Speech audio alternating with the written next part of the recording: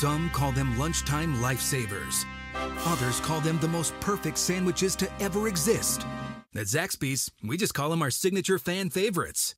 The Southern TLC Filet Sandwich has hand-breaded chicken with fresh tomato and crisp lettuce. The famous Kickin' Chicken Sandwich features spicy tongue torch and Cool Ranch sauces. And for a limited time, fried pickles are back. 2 classic sandwiches and a legendary appetizer. 3 more reasons you're gonna get a kick out of Zaxby's. From Tally to Cali, It's time to wake up. wake up, wake up. WarChant.com is your ultimate Seminole sports source. and this is Wake Up War Chant, presented by Zaxby's Now here's WarChant.com's Aslan Hajavandi. and Corey Clark.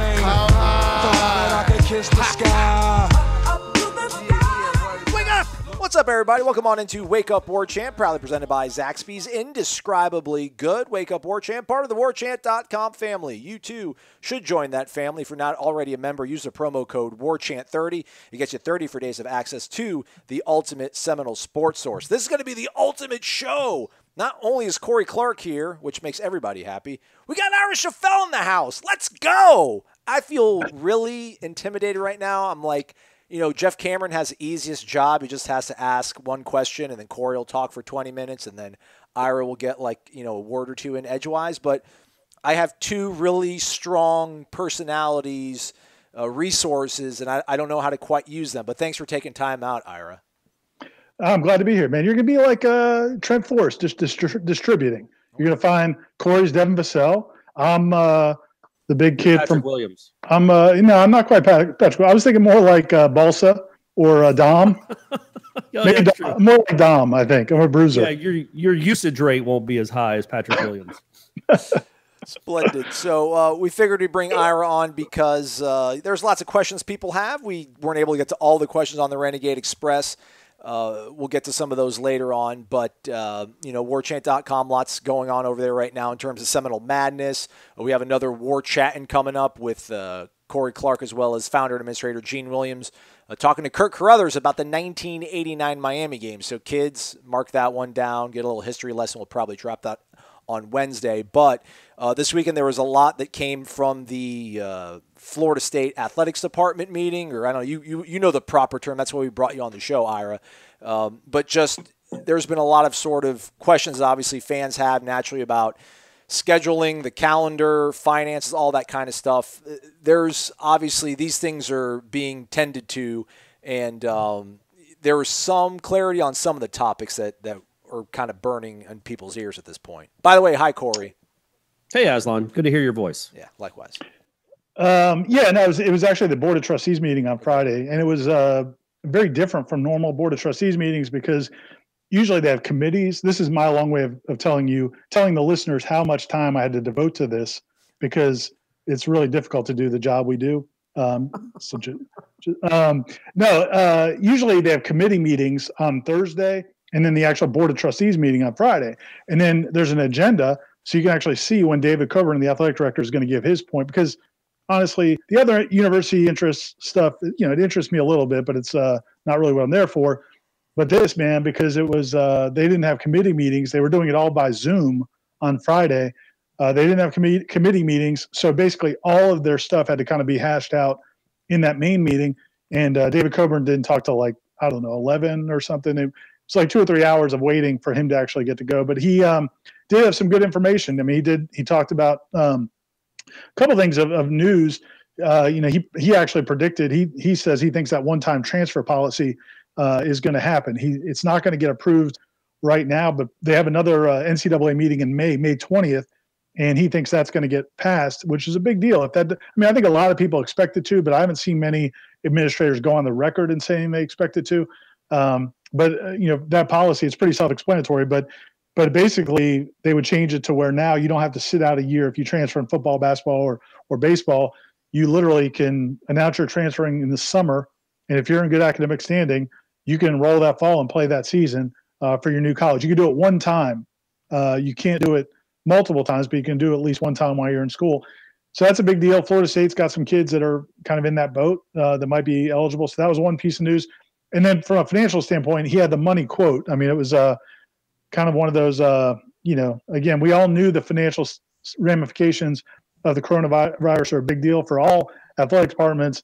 But he said he said we're going over a bunch of different scenarios for budgets for next year. Basically like if there's limited attendance or no attendance for football games, and they said, or even the possibility of no college football season. And he said, and if that happens, God save us. So it that was pretty stark, but it's the reality. I mean, you guys know it. We've talked about it. If they don't have a college football season, this whole thing kind of goes up in smoke. So it was pretty informative. There were a couple other minor things as well, but those were probably the two biggest things. I feel like Ira was like Tony Douglas right then. Like he just dominated the action for a good 3 or 4 minute stretch. I had the ball in my hands. I'm just pounding it. I'm pounding it. Yeah, clear out. Everybody else clear out. I got this. The ball, go get a rebound. Exactly. All right, I'm done. You guys talk. Welcome to my world, Corey. Can't believe you're going to. I know, buddy. I feel you. But hey, that was all in. That was a lot better than the stuff I'd normally say because I'm just rambling on about nonsense and correcting myself in the middle of long rants. So that was all informative. But yeah, I think when we talk about, I think the quote was was it God save us or God help us? One or the other, yeah. Yeah, it's like, oh yeah, man. I mean, that's the reality of it. That's why he's saying what we all know. Like anybody with a brain understands that the whole thing blows up if there's not a college football season. I mean, what would you think, Ira, would be the ramifications? Would sports really be cut? I know salaries would be drastically cut, at least for the short term. But do you think they'd actually have to get rid of sports too? Yeah, that's a good question. And it was God help us. You're right. It wasn't God save us. I like God save us better, but God help us is pretty strong. Let me give you just for an example. They did put in one figure, and I didn't get to clarify. Usually if there's a Board of Trustees meeting, like you can wait till it's over and you can grab whoever you want to talk to in the hallway. But because it was all virtual, I couldn't talk to Coburn afterwards. But they did have a projection. They had a slide that they put together that had with I guess like estimated losses in revenue for this coming year. And this is, I assume, with football. That's what I want to clarify. I assume this is with some sort of football season. They're saying that the athletics department is going to lose like $27 million in the fall and spring. Well, if you don't have football, I mean, we're talking about another 30 million, 20, 30, 40, 50 million. So yeah, it's a calamity. As far as cutting sports, I mean, I think literally they would have to cut. I mean, it would be, they have the one thing that they do have that can kind of mitigate some short-term problems is they do have Seminole Boosters, and Seminole Boosters has a lot of property. Because what's happened through the years is a lot of people, when they give, there's estate planning. So people will, hey, we're in our 60s or we're in our 50s or 60s, whatever. We don't have $10 million or we don't have $1 million or $500,000 to give to the university, but we'll put you in our will. And so you can have our property whenever it is when we pass, or maybe we have this piece of property that we don't need anymore. We'll give it to Seminole Boosters as our contribution. So you have a lot of those things. They have a lot of property around the county that they could liquidate. They've done some of that in the past. College Town obviously is a huge priority. The problem right now is, you just don't know what the market would look like if you did try to liquidate it. So in the short term, they could liquidate assets to try to keep as much running as they could. But yeah, I mean, it would be a catastrophe. You might have to cut sports. You definitely have to cut staff. You'd have to cut salaries. I mean, I don't even know where you start. I mean, he said they are working on that as an actual budget plan, but I doubt they want to put it on paper because it would look so gross that I think it would freak everybody out. Ira, somebody asked this in the Renegade Express last week, and I didn't answer it because I really didn't know the answer to it. Right? I didn't try to stab a gander or a guess at it. But if they're not going to play sports, then won't like the operating costs for those sports also go down? So, I mean, if there's no sports, then I guess the question kind of was, if there's no sports, then what's there to cut actually? Now there's savings, and Coburn actually talked about that to the Board of Trustees. They haven't figured out yet what the savings will be for the spring exactly. So like for the spring, they estimated the losses in revenue from not having those spring sports finished was about $4 million because they lost about $2.5 million from the NCAA tournament and the ACC basketball tournament. Then I guess they lost another $1 million or $1.5 million from all the season tickets for baseball and softball that they had to return. And so So there's actual, about $4 million they lost in the spring, but there will be savings. They didn't have to travel. They didn't have to, there was, they ended up not feeding a lot of these kids when they went back. Their utilities. I mean, there's, incremental things that they were able to save money on when they sent everybody home. But the problem is your biggest budget lines are your scholarships and your salaries in terms of operating expenses, and you can't cut either one of those. So just because you don't have a football season, you still have 85 football players on scholarship, and each scholarship is, I don't know, $20,000 a year. And then you still have, Mike Norvell making $3.5 million. You have assistant coaches making hundreds of thousands of dollars or over $1 million. So just because you're not playing, those people don't get back or don't lose their salaries. Now, what other schools have done, and you guys talked about it, is, you got Iowa State started, but a bunch of other schools have done it now where they've cut salaries across the board. And I had kind of expected David Coburn to announce that at the Board of Trustees meeting. He didn't. He just said that they were working on a plan to cut expenses. So my guess is you're going to see something like that, whether it's across the board or just the highest paid coaches and administrators. They're going to definitely have to cut some salaries, but you can't make it all go away just because you're not playing. You talked about utilities. I was just wondering this yesterday. What do you think the temperature is in the Doak Campbell press box? You think they still have it pegged at 66? This whole crisis would have been resolved. They just like Corey handled the thermostat.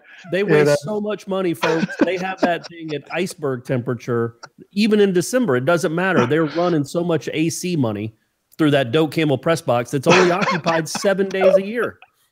Same thing with the Hauser. Hauser's press box is an absolute meat locker. Yeah, it is. There's no happy medium with either one of those.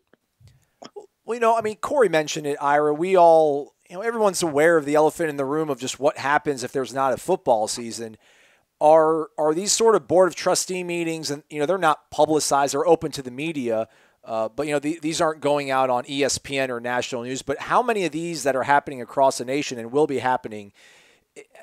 John Thrasher has a political background. How much of these are sort of opportunities for universities to really state that we understand the gravity of what's going on in terms of the health issues with COVID-19, but if there isn't a path forward here to get a football season going, there is going to be extreme hardship. Now, not obviously as bad as people losing lives, but are we going to start seeing, do you think a meeting like that is kind of exhibit A of colleges and institutions starting to kind of put a foot forward of, hey, we need to start figuring out ways to say yes when it comes to getting a football season off the ground?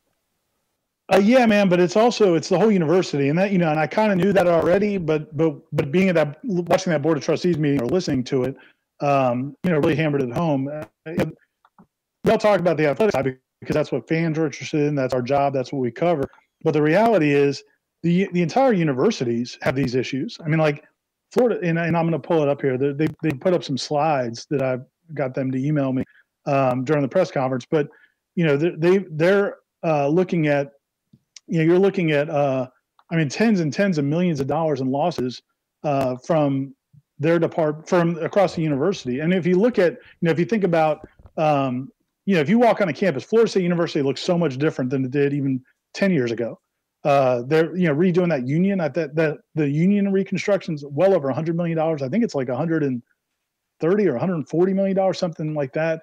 All these projects, all these new buildings that they're building, new business building, and all these different facilities, they're all, they're almost all bonded. They're all, they have payments to make on all these things. So if you don't have kids on campus, it's not just the athletic departments that are going to be in deep trouble. It's the whole school. Now, let me look at this chart real quick.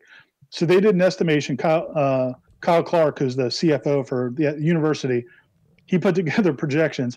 If there's just a 20%, he did three scenarios: a 5% reduction in revenue and or tuition, 10% reduction in revenue and tuition, and a 20% reduction. And it would be from a reduction in tuition of kids just, if they can't be on campus, they just decide we're not going to do online, we're not going to do anything this semester, or and then also in revenue from the state, because they still have to get their money from the state. And if revenues are down for the whole state, it may affect what they get. Just a 5% reduction in revenue in tuition revenues for the university would be $21 million in losses. A 10% would be $49 million in losses. If they had a 20% reduction in fees and revenue, they'd be losing like $97 million. That's just in one part of how they get their money. I mean, and that's 20%. I mean, is that worst case? I don't know if that's worst case. So, I mean, it's not just, it's a huge deal for athletics, and that's what we all focus on. But I'm telling you, these universities, a lot of them are mortgaged to the hilt as well. So if there's a way to get kids on campuses and do it as safely as possible, you got to think they're going to do everything they can, right? Corey, right? I mean, this is the kind of the thing that we talked about on Friday, just the whole, Notre Dame's athletic director, Jack Swarbrick, was pretty much adamant, or at least pretty firm in saying, if there's not students on campus, we're not going to have football happening. And then the whole thing of, do we allow empty stadiums to occur if there's not classes in session, or do we allow classes to be in session but students don't come in there? I mean, that's the rub of all this, right? It's like, how do you balance the student athlete part with the actual the student, the enrollment, allowing these kids to attend classes and attend games, and that making that not be a health hazard. Yeah, and Ira and I talked about that in our pre-production meeting. There we go. Before we started recording, we talked about that a little bit, and I do think he's right. He wanted to push back on what I'd said on the last show. I was just, I was talking about an either or, like either kids are allowed on campus, and it's what it was in August and September of 2019, with 30,000 kids walking the campus, 300 kids in a lecture hall, or there's nothing. I think Ira's point, and I'll talk for him here for a second. They could piecemeal it in the sense that, okay, maybe a lecture hall doesn't have 300 kids in it. It has 50 kids in it. And that teacher, instead of teaching one class, has to teach 4 or 5 classes that day. That's how you mitigate the risk. Because my point, and he also said, if you're testing all the players, then there shouldn't be a problem. And I'm all for that, man. If you tested all the players and all the support staff and you knew that they didn't have it, then there really isn't a risk. I mean, you'd have to test the other team too, but that's 200 tests. And if you go around the country, there's, I don't know, there are 200 college football games every Saturday. So you're talking about quick math, which I'm not good at. That's 20,000 tests just for college football players every Saturday. Is that right, or is it 200,000? 40. One in 200. 200 times 100. Well, I'm going to 200 teams by 100. Yeah, whatever. A lot of tests. You never see me even throw those things out there because I know I can't do it. But you always. I try to do it in your mind. Be able to do it. All right, I'm going to do it real quick. So I got my calculator out on my phone. While you're doing that, let me correct one thing I said on those revenue things. So that was only the revenue side. That wasn't even with tuition, apparently, looking at the slide. If you add in the percentage, 5, 10, 20% losses in tuition also, the grand total was in fees, tuition, and all the revenue. They could lose 20%, would be $165 million in those 2 semesters that they lose, or in that year. Off of what they would normally get, or $89 million for 10%, or $48 million for 5%. I mean, we're talking about, $50 to $165 million if there's a huge reduction in how many kids go to classes. And John Thrasher did say that right now they're on solid financial footing as a university, and that he doesn't have any concerns at all about getting through into the fall. But he did say, obviously, if they don't have students on campus, it's going to be a whole different story. Well, and wouldn't I would expect like part of freshman tuition or sophomore tuition or however long you decide to do it is you got to pay to live in the dorms, right? Oh yeah. You're not getting that if kids are staying in Boca and just doing online classes. Yeah, exactly. And they built new dorms. I'm sure they have bonds on all that stuff. I mean, in those buildings, they still have to pay their bills. They can't just say, oh, we didn't have kids on campus, we're going to chill out. So I did the math. So I'm just doing Division I, which is all that matters. Let's be honest. I'm doing FBS. Let's say there's 60 games a Saturday because there's roughly 120 Division I or FBS football teams. Right. And you test 100 players, 100 players / coaches / support staff. It'd probably be a little more than that. So that's 12,000 tests every week, probably Thursday, Friday, maybe Friday night, maybe Saturday morning. I don't know. Maybe it's like a wrestling weigh-in. You get tested, and then if you can't put your uniform on until you've been tested. So that's 12,000 a week that you're devoting to college football, which That's a big number where we are right now. Huge. But it's not that big. One other thing. It won't be that big come August and September and October. That won't be that big a number. The testing will have ramped up to a point. I think, right now, I think we're testing around 100,000 people a day total in this country. I don't know that if it doesn't ramp up, we'll be willing to devote 12% of our daily testing to see if college football can be played. Well, I think hold on real quick. I do think it would ramp up, but also, if they do the antibody testing, it may turn out where they think there might be large percentages of the society that already have had it and didn't know it. And, would you still have to keep testing them if they already had it? I don't know. Can you get it again? No, they're not 100% sure. Usually you can't. It's a difficult little deal we're having to work with here. But yeah, I hope by June, July, especially by July, I think we'll be to a point where we know where the testing will have ramped up. We're testing, I don't know, 500,000 a day. I don't know, and we can be okay with testing athletes to make sure they get on to make sure they play a game. That's where I hope we'll be. I don't know if we'll be there, but I think that's what all our hope is, because we all know that it can't really get back to normal until we have testing. Either that's the antibody testing or just testing for the virus. So that's what we're hoping for. Aslan, if I can just interject two quick things, and I'll get out of your way. You're our guest. All right. Well, one more piece of clarity that came out of that meeting was President Thrasher also did say that they don't have to make a decision about campus and whether or not school's going to happen until July, which I've heard a lot of people saying, they're going to have to decide in May, they're going to have to decide June 1st, whatever. He said in terms of a university standpoint, he said they don't have to really decide until July. So that gives you some time to kind of see what kind of advancements are made. And then the other thing was, don't you think, I want to get your guys' thoughts. I mean, because we all, and again, inherently in college sports, we all focus on these kids aren't getting paid, and, they certainly don't. It's a bad look to be telling them, hey, you go out and compete for the university to make money. But at the same time, I mean, don't we think that the athletes want to play? I mean, if they're going to be safe, I mean, which players would not want to play their, either their senior season or whatever season of college football? If they're going to be safe, they're going to want to play as much as the university needs them to play, right? Well, yeah, I absolutely. But if it's safe, of course. But I guess the again, going back to, it's not safe enough for us to have normal classes, but it's safe enough. It's not safe enough for me to have people in the stands to watch me, but it's safe enough for me to sweat on this dude and bang into this dude for 3 hours.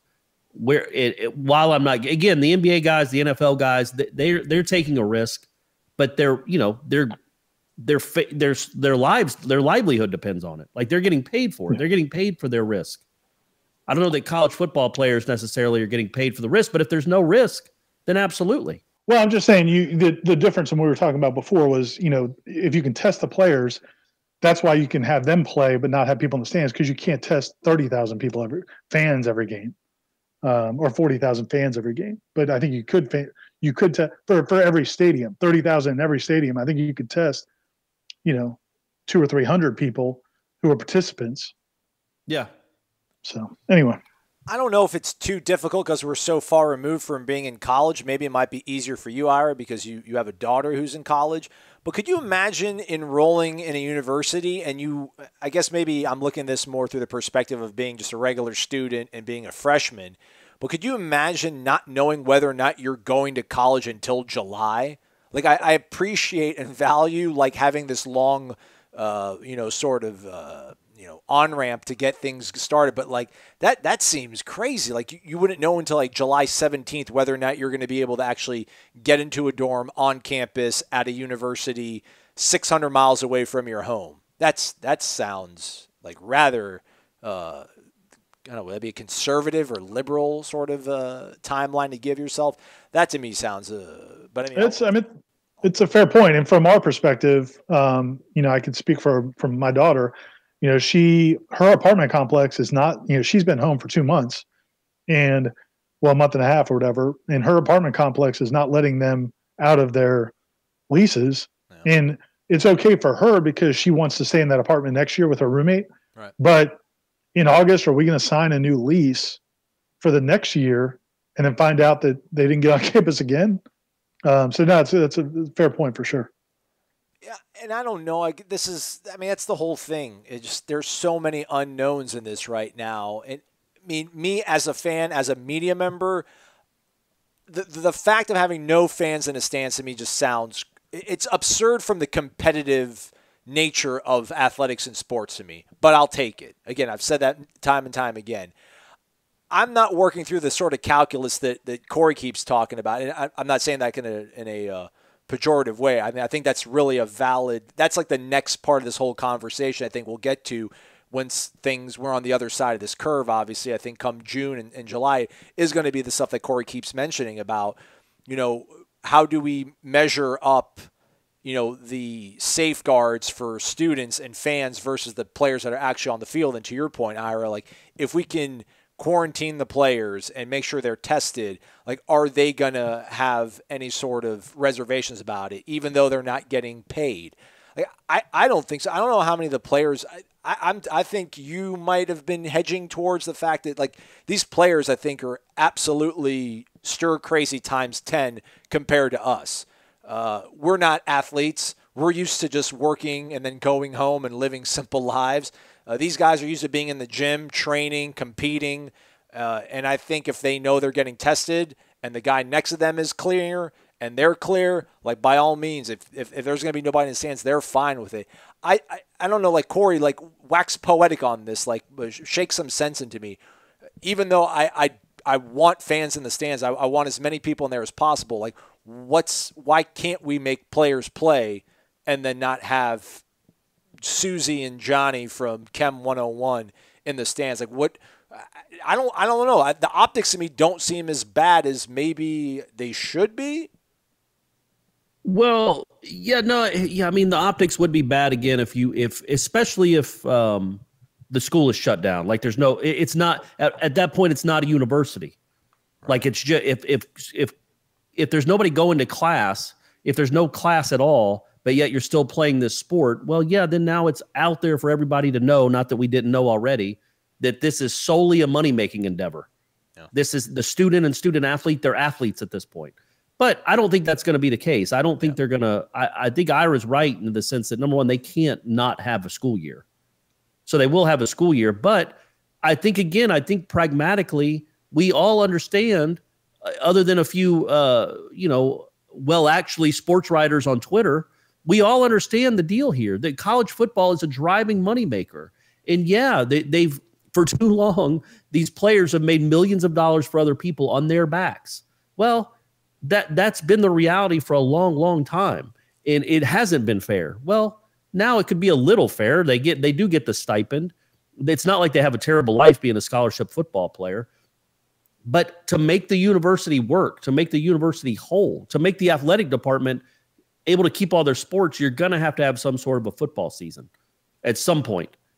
I guess to your point, Ira, but I think you'd have to get them to sign a waiver saying, "Yeah, I'm okay with this." Now, at some point, people might say, well, look, coaches are there, administrators are there to protect young kids from themselves. It's why people get so much grief when a starting pitcher throws 100 pitches 2 days after he started a game. Like, the coach should, of course, the kid's going to say, yeah, I can pitch, coach, put me in there. You're supposed to save them from themselves. If it's safe, there's no real reason. If there's testing, there's no real reason not to, I don't even want to say risk it. It's not a risk to play. There just isn't. And you got to have some critical thinking. I've been saying that for a month now. At some point, there'll be some critical thinking when it comes to athletics and just life in general, and having to get back to where we all want to get back to. It won't be the same for a long, long time, but we can start the country and start sports again, and hopefully in a couple of months. Yeah. Well, Ira, like these anarchists that want to see the NCAA toppled and let's just pay everybody, whatever, let the market set the value for all these players. Like, in this sort of situation, like, maybe the players could finally use this as an opportunity to get, the pay for likeness or even beyond that. But at that point, like, aren't they going to lose out on the leverage? I mean, you just dropped all these numbers about if there's 5% less enrollment or 10% or 20%, like the amount of money the university will lose from that compared to, a $27 million budget shortfall if there's no of football. Like at that point, like if there is no school, then the conversation of having a football season, it's not going to happen. It's almost a non-starter. Yeah, I mean, I think so, probably. But again, we don't. But nobody on this show. But nobody on this show feels that there's not going to be a academic year. Like nobody on this show is of the thought that that's going to happen. Just to clarify. Yeah, I don't think so. I mean, I think they'll figure out a way to do it. The other issue is, the one other option that's out there is moving it to the spring. That's something that's been talked about a lot. And David Coburn, when he talked to the Board of Trustees, he brought this up, and I think other people brought it up as well. And it's a really valid issue. Is you got the NFL schedule to worry about. So, can you really play a football schedule? I mean, some people have been talking about playing like February to April or May or whatever, and all this stuff. And it's like, okay, I mean, that's impossible. I mean, that gives us more time to figure out the health side of it. But if you got the NFL draft in April, or say they even move it to May, they're not going to move it back much further because they have their own mini camps and all that. But is Trevor Lawrence going to want to play spring football for Clemson? Is Marvin Wilson going to want to play a spring football season and not have any time to recover before he's supposed to go to the combine and go to these tryout workouts, pro day, and all that kind of stuff?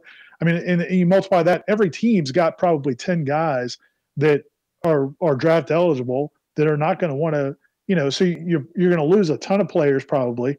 And then also, just from a, I think if you try to start like in the winter time, you got weather issues in a lot of these campuses, different parts of the country. So there's not like any good solution. I think the thing we all have to hope for is that they're able to play in the fall, just, however that looks. But no, if they cannot keep kids on campus for class, no, I don't think there's any way. I do think they could have games without fans, but I do not think that they could have games without students on campus. Hey, can we talk about the one-time transfer rule real quick? Absolutely, Corey. Because I'm not a fan of that at all. Ooh. What? You're the total power to the students thing. This is the absolute power to the students thing. And the problem with it to me is that you have to recruit. Not only do you have to recruit a kid out of high school, you have to recruit him every year he's with you. And to me, I know regular students. That's always the other argument. Is regular students can transfer from one school to another without any penalty at all. It's not like they have to sit out a year of chemistry classes. They get to go right into right to that school and transfer it and be a regular student. Well, guess what, guys? These aren't regular students. And I'm talking specifically about football and basketball, mainly football. Think of all the money that you don't spend, $21,000 on a chemistry recruit or an education recruit. You just don't. And to me, it's just not, I get it. You want to give the power to these kids but you've committed to a university that put a lot of money in you, that has fed you for a year, that has worked you out for a year, that's tried to groom you to maybe be a starter in a I don't know, the next year, the year after that. And for those kids just to be able to bail without any penalty at all, I don't know. I number one, I just think it's going to be the Wild West. And it already is kind of, but it's just going to be even more so. And I just hate the thought of coaches always having to recruit and placate to kids, always having to recruit kids and to placate to make sure they're happy so they won't leave. It's like it used to be, and I get the other side, coaches leave. We'll make them sign something that they have to sit out a year. I don't care, but I just hate the thought of a kid like Akeem Dent, and I'm just throwing him out there because literally he was the first name that came to mind. I think Akeem Dent's going to be a really good player, but it would kind of, is he going to be a real good player for Alabama in 2022? He has the right to just bounce. And how does it keep other schools from recruiting you while you're on another coach's team? It doesn't. So I just think it's opening up a huge can of worms. Well, it's definitely doing that. Dabo, I thought made a pretty good point. He's just like, okay, let him leave if the coach leaves. Have it be in place. Absolutely, yeah. If a coach leaves, let him go and be instantly eligible. I mean, look, you said it could turn into the Wild West. I mean, it 100% will be the Wild West. You look at this was Healy, I think. Is that the coach at Charlotte? The head coach at Charlotte. He Neely could be Neely, but I think it's Healy. It's Will Healy. On those. Yeah. He was quoted in one of the papers I saw, where one of the articles I saw, he said, he's like, we just had an assistant coach who was talking about Alex Atkins. We had an assistant coach leave to go to coach at Florida State. Well, what if all of his offensive linemen, like say, obviously I don't know, well, maybe Florida State would want all of Charlotte's offensive linemen, and you'd like to think they wouldn't, right. But if or Tim Brewster went from North Carolina to Florida, or wherever, all of the position players are going to come with them. I mean, it's just, it seems crazy. But here's the other problem to it. And this is, I think part of the reason they had to do it, or they feel like they have to do it, is because there's 20 something sports in college athletics, and all of them except like, hello, you still there? Hello. Why would you say hello in the middle of it, Corey? He's on a heater. And you could have just sat there and waited your turn to say something, but like right in the middle of it, you decide to do a microphone check. I can't hear him. You can't hear me? I couldn't hear you at all. Now I can, but I couldn't. All right. Well, here I got it marked down here. Sorry, I didn't mean to interrupt your flow. I thought I had been dropped. All right. You can go. Yeah. So, what was I saying? You would hope that he wouldn't want to bring all of Charlotte's offensive linemen. Maybe he does. Yeah. I can go back. I'm going to stop this. I'm going to go 3, 2. There's like 20 sports in college athletics, and in all of them except like 4 or 5, you were always able to do this. Like tennis players could do it.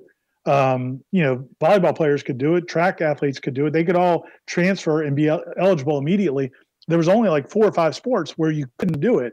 And I think that's probably part of the biggest reason they have to change it, is because you can't do it. You can't legally. How do you justify not letting football players, baseball players, and basketball players do it when every other athlete on campus can just be eligible that year? So I think that's why they're going to have to do it. I think that's why Coburn thinks they're going to have to do it.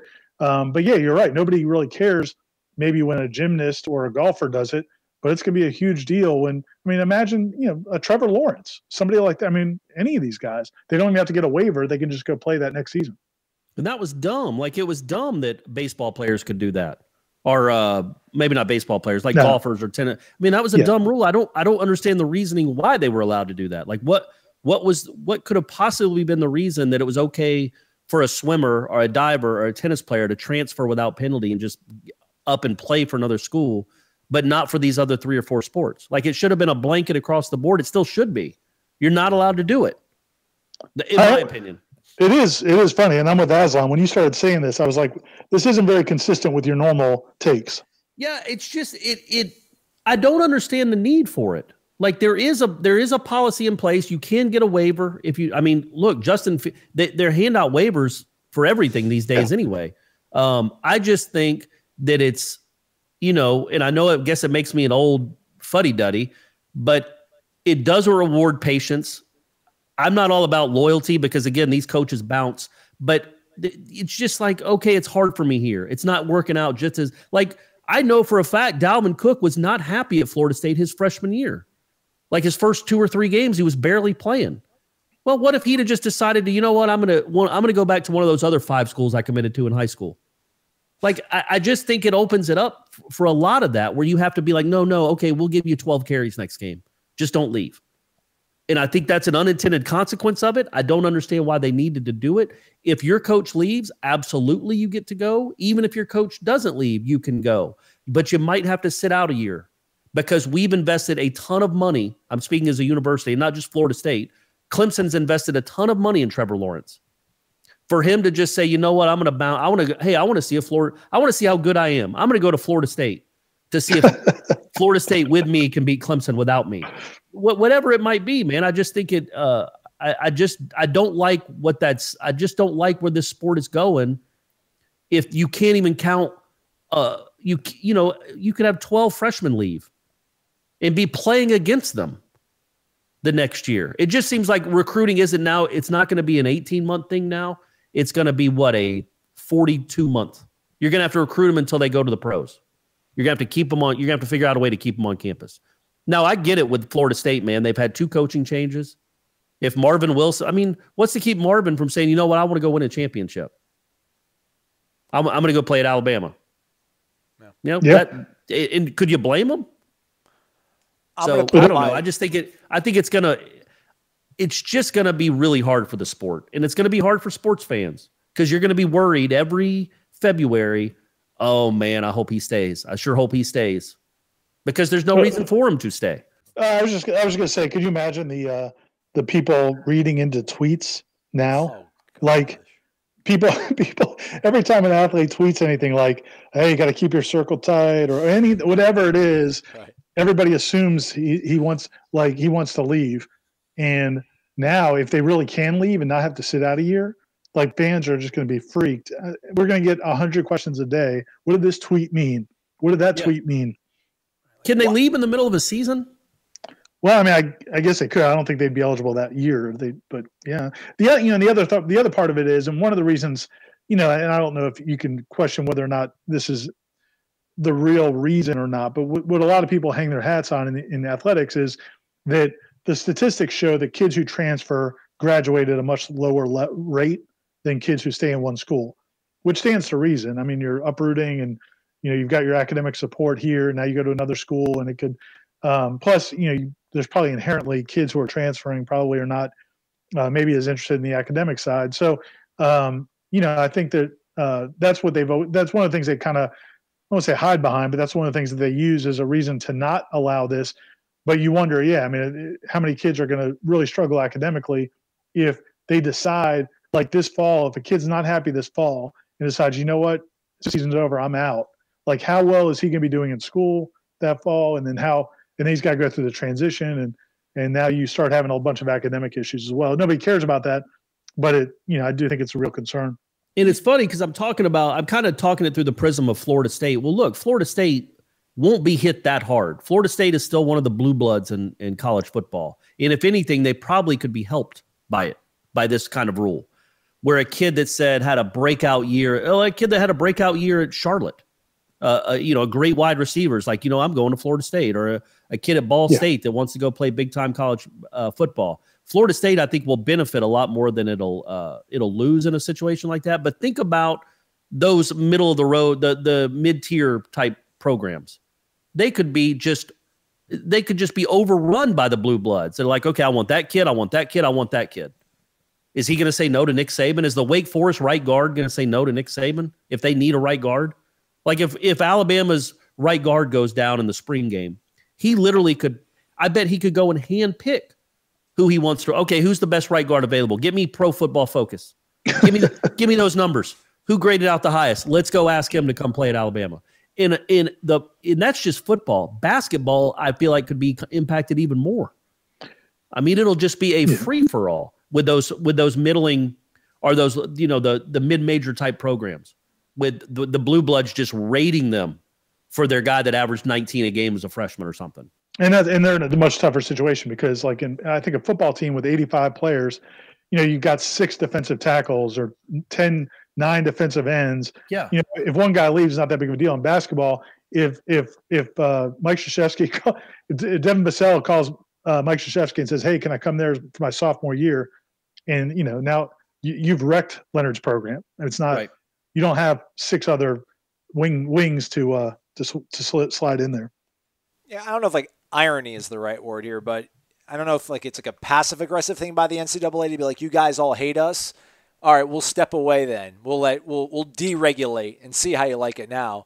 But in the midst of all these financial crunches that we're discussing and talking about coaches having to take pay cuts, it's like at the end of the day, this just puts more onus on the guy that's the highest paid person at his institution to figure out a way to keep things, peaceful and, copacetic. Now, I don't know how practical it is, but ultimately, if you treat your players right, if you don't lie to them, if you've got good support and everything in place, they're not just, I don't think every player just wants to get up and leave because he doesn't play on Saturday. I don't think every player's instinct is to transfer if he gets grabbed by the face mask and yelled after he fumbles the ball. I think sometimes we might think that these guys are a little more softer because they're not from our era.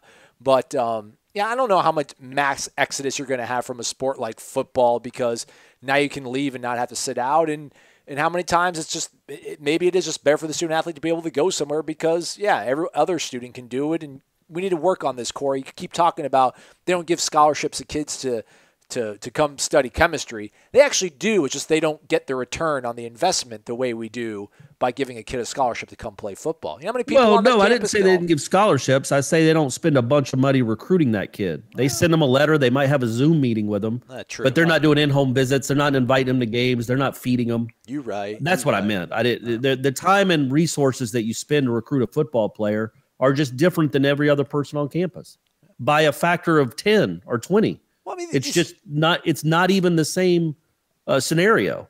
So they aren't like normal students. But they just aren't. They get more perks.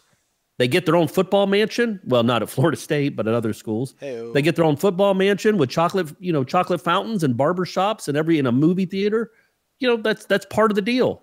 But that's just me though. I know I'm in the minority probably. Well, I liked what Aslan was saying about putting the onus back on the head coaches to run the program in a way that the kids want to stay, because the reality is the way things were 10 years ago or 15 years ago were 180 degrees the other way, and that was awful, where kids were screwed. They had no choice. If the coaches were mean to the kids, they recruited them, and then they get them on campus and it's like, hey dude, you're not leaving, so deal with it. Well, now they can't act that way because the kids can't. Not even not leaving, so deal with it. It's not like that you're not leaving because we think you're going to be a great player. It might just be you're not leaving because we don't want to play against you. Yeah, we're not going to release you, and you're screwed.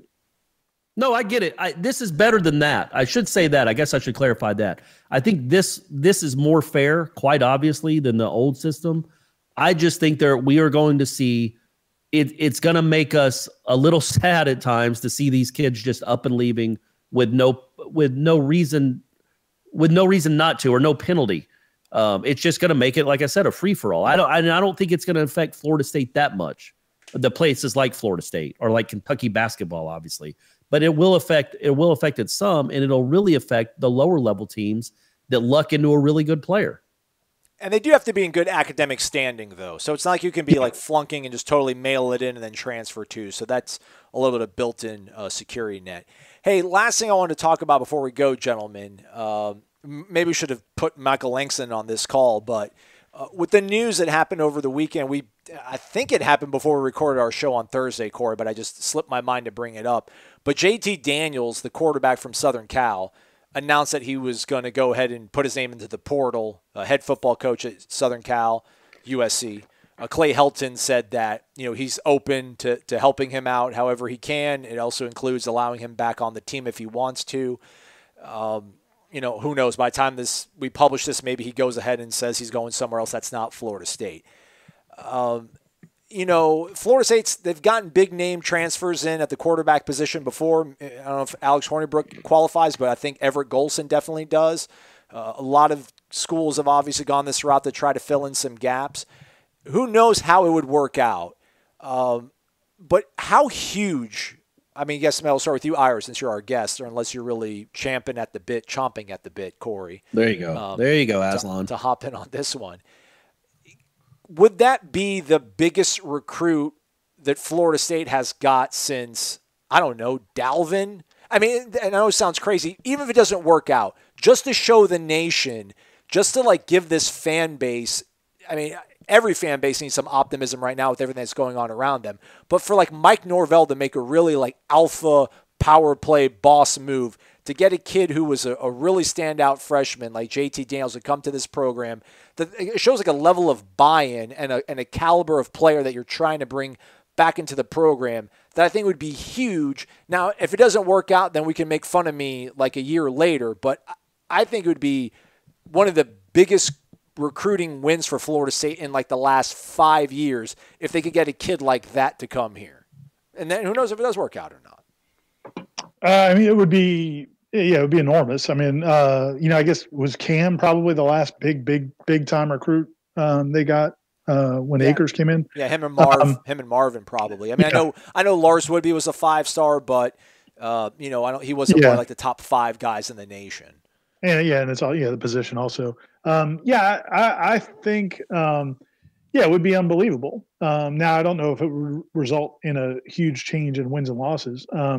But from from no question because I think that's the thing they're missing. And, talking to people, talking to Florida State fans, talking to, longtime Florida State fans, former players even, the only thing I think people right now are a little bit kind of leery about with Mike Norvell and this staff is they just haven't seen him really get involved with high level prospects. Yep. It's been a lot of, 3 stars, maybe some 4 stars. And I think that everybody understands the situation. It's not fair to compare the situation he's in to what Willie Taggart came into because, FSU was 1 year removed from being really good when Willie Taggart came in, whereas now they're 3 years removed from being really good. So, it's understandable, but I think that's the one thing people want to see is, and I don't even think people are like putting him down for it. They're just like curious, like when is that going to happen? So from that standpoint, I think it would be huge whether or not he materializes as a superstar. And is a huge difference on the field. I think from a perception standpoint, I think it would do wonders, right? I mean, I don't know. Are we just talking about him because we're a Florida State show, or is there some real interest there? I mean, a couple of the recruiting world people have floated his name out there. I think Michael said he's heard that there's some interest. Is he a California kid? Yes. Yeah. Okay. And, so Norvell and Dillingham were in Arizona. They were on the West Coast. They obviously recruited the California area. I also think there's another connection, I think, that they might have on the staff. I'm drawing a blank on who it is. I think that, he's the schools you're hearing. I mean, he's as good as it gets in terms of a prospect. He was number 1 quarterback in the country 2 years ago. So the lists that are coming out, it's, Michigan, Penn State, and everybody else that might be interested in him. But so I don't know that Florida State, even if Florida State has an in, I don't know how Florida State is for him. But it would, certainly would be a huge deal. Yeah, it would be like claiming your place back in the. It's just one player, but they've landed some big name guys recently. But again, we talked about Akers 2 or 3 years ago, and then none of the transfers have been. Hornibrook wasn't a big name; he was just a long name. and I think that would kind of be like maybe 5 years from now we could equate it to like LaMarcus Joyner committing to Jimbo or Telvin, or maybe it was Telvin was that year, but he kept going back and forth. Jeff Luke and LaMarcus Joyner, those guys, it could be maybe seen as kind of like that line in the sand moment. If that were to happen, it would be obviously be good for the team, but I think it would be good. It'd be great for Norvell, and it would be a good sign that the program is on the rise again when you're that enticing to kids like that. Hey, I wanted to amend my earlier comments on the transfer. Oh, here we go. Well, I'm glad you're doing it now rather than telling me to edit it out later. Appreciate it. No, I don't want to. Keep it in. I don't care. But because this is how my mind works. I talk myself in and out of things all the time. I'm of the opinion, tell me if this is feasible, Ira, that anytime a coach leaves a job for another job, he has to sit out a year. And that coach, the school that hired him, like when A&M hired Jimbo, yeah, okay, Jimbo's going to be our coach in 2018 or whenever he went over there. Oh, no, 2019. 2018, we have an interim for a year, like Baylor did with Jim Grobe when they had to fire everybody in August, and they just hired somebody out of the blue just to keep it up and running for 4 months. If you hire another coach, you have to make him sit out a year. That's the only way. And then the transfer rule would be fair. Is this all one part of the same package where you have salary caps on coaches' salaries too? Absolutely. If I'm the commissioner, they have to sit out a year. Although I don't think that you might not even need the salary cap as much if you're hiring a coach that can't coach you for another year. It might lessen the amount of money you're willing to give them up front. But if you do that, then yeah, it's fair to make the players sit out. But the more you think about it, I'm like, you know what? Jimbo just bounced. He just bounced. Yeah. With no penalty, literally none. There was not even a buyout. He didn't have to do anything. So then why couldn't Tamari and Terry bounce if he wanted to? His coach did. Well, but instead of doing all that, I mean, I think Dabo's solution makes sense, doesn't it? I mean, you don't get to go automatically unless your coach leaves. If your coach leaves, then everybody can leave. Yeah, but nobody left for Jim. It's not fair. It's not fair that the coaches are held to a different standard. The players are held to a different standard than the coaches, than the adults, quote unquote.